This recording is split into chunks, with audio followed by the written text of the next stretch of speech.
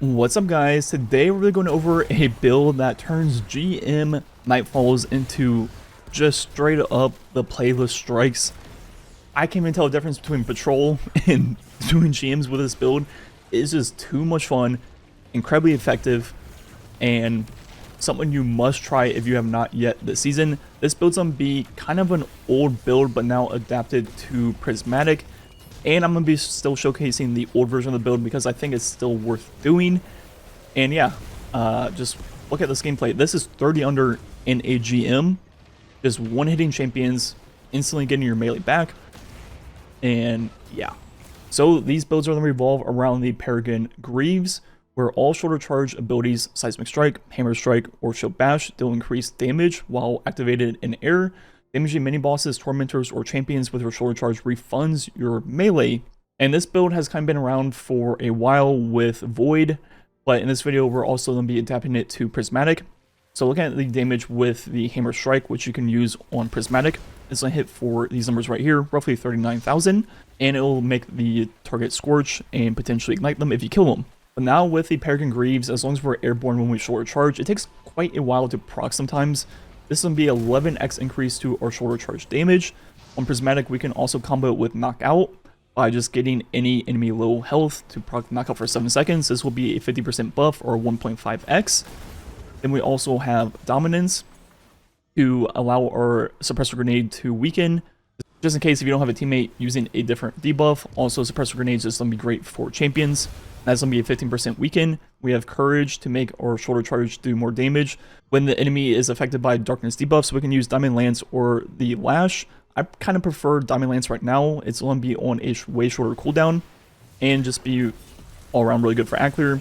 And when you shatter a target, you'll get a chunk of damage, making this combo do even more. And that's going to be roughly a 10% increase. The shattering was roughly 5% also. Then we have Shield Crush, and for this we need to be on Stasis, Strand, or Void.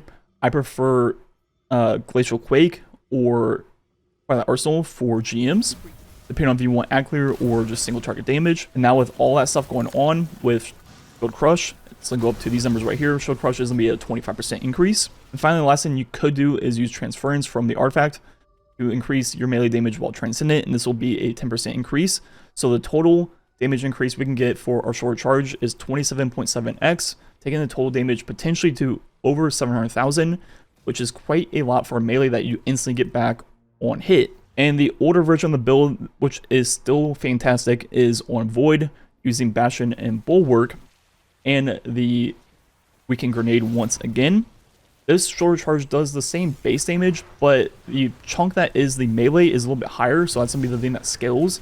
So with everything combined, which is just an overshield and the Suppressor Grenade, the total increase is going to be 31.6x, taking total damage to 909,000, which is obviously a lot for a single melee that we can do over and over again. And just mousing through the rest of the build, I'll link both down below. Most of our stuff in the builds are just pretty straightforward, a lot of resist stuff, or basically anything about melees. And overall, if we compare the two different builds, as we saw, the Void one does a lot more damage overall, and it's going to be a lot easier to set up. All you really need is put down your Barricade to get the Overshield, and at that point, you will have basically the entire combo, right? Because you get the Bulwark, and you also get Shield Crush just from that alone, and that is basically the two things that are buffing your melee on Void. So it's going to be a lot easier to set up the full combo on Void, but in a GM, you put down your Barricade.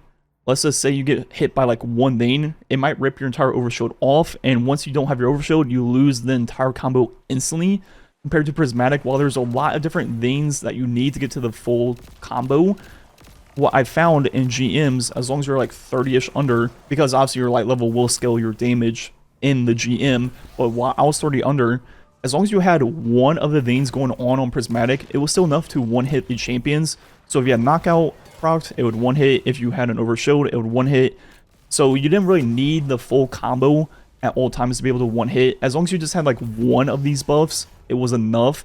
And even without any of the buffs, if we look at the damage, just with Paragon Greaves, no Overshield, no nothing on Void and Prismatic, both of them are enough damage to take the champion to finishing range, which was kind of nice because we were running Special Finisher for our Div user.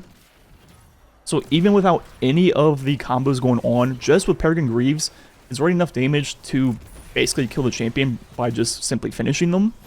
And that's why I find myself using Prismatic a lot, because I like its neutral game better. I really love the Transcendence as like a panic button. The grenades on Titan are great for GMs by jolting and suspending.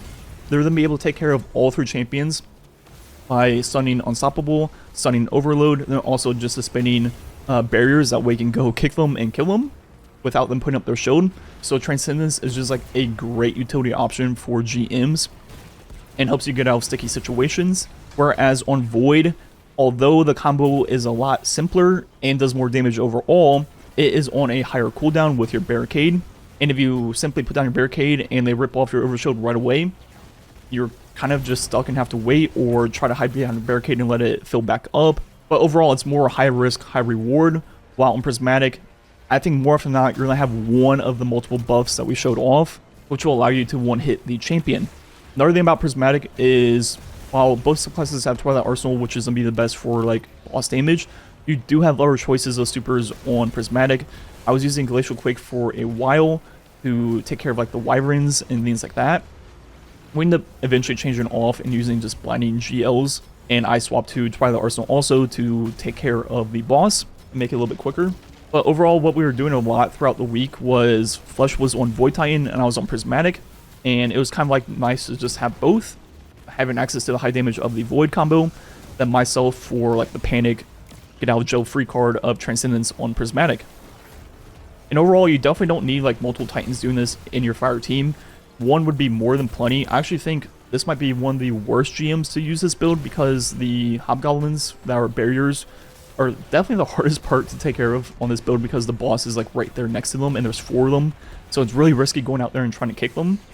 But I think in most GMs in the game, this build will absolutely excel and be one of the best builds to use. We farmed like 50 of these GMs. We're averaging between like 15 and 17 minutes per clear and having the most fun we could possibly have while doing it. Overall, it's just a build you have to try if you're playing Titans and GMs this season. And usually our third was just a Warlock with Speaker Sight to have some healing going, and with Div just to instantly stun the overloads. Another thing I ended up using in the GMs, which I was kind of talking about in my pulse video, was the Raid Pulse, the Nullify, and I ended up crafting one with Hill Clip and Chaos Reshaped. It is just so good for GMs. That Pulse literally feels like a primary OMG. It just does so much damage and has so much range, and with Hill Clip giving you health back on reload is just perfect for GMs.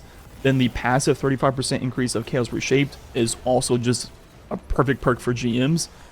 All around, if you can get a hold of a good roll on that, or you can craft it, definitely recommend using it in GMs. And then I was using the Microcosm a lot to kill like the little mini bosses in the second and third room in the beginning of the strike. And then I was using the Call on Void. I would definitely use the Call with Strategist to help get back your barricade. But eventually we changed to blinding GLs just for the Wyverns. And if one of your teammates is using Warlock, don't use Will. Make them use Song of Flame and they can basically solo all the Wyverns. Another thing that makes just having one Titan doing this on your team just so great for GMs, everyone's loadout has to be just geared straight for champions. With this, where one Titan can single-handedly kill all the champions without firing a single bullet, it really frees up your subclasses, your weapon slots, and you can use everything just for boss damage, just for Ackler, and you can use roaming supers. You don't need well, you don't need this or that. It just makes the rest of strike even easier because you can focus your stuff towards that while the Titan just single-handedly kills all the champions. And overall, the hardest part about this build is just making sure you have Peregrine Greaves before you kick. Sometimes it kind of takes a second to fully activate, and when you first start doing this build, there's probably going to be multiple times you go kick a champion and you just on Peregrine Greaves and it just doesn't do a lot of damage. So it's definitely a learning curve of being patient and making sure you're in the air for enough time. But the good news is, even if you don't have Peregrine Greaves and you accidentally do a low damage short charge, it gives you your melee energy back, which I guess is like another learning curve of just knowing like what you can kick and get your full energy back. Obviously all the champions, generally mini bosses, but not like the actual boss. There's a lot more things than you might think, but as you do the strike, you'll obviously learn what you can and cannot kick. Obviously avoid kicking stuff you can't, because you don't want to wait for your full melee charge in this build. And overall, I think that's going to be it for the commentary. There might be a little bit of gameplay left. I recorded a lot on our first day of doing runs, and after that I didn't record as much because it would just be like a lot of the same gameplay. We definitely got more in rhythm and more efficient as we did more and more, kind of learning like the rhythm and patterns of things. But yeah, definitely give this a try if you haven't. Incredibly fun. One of the best builds for GMs.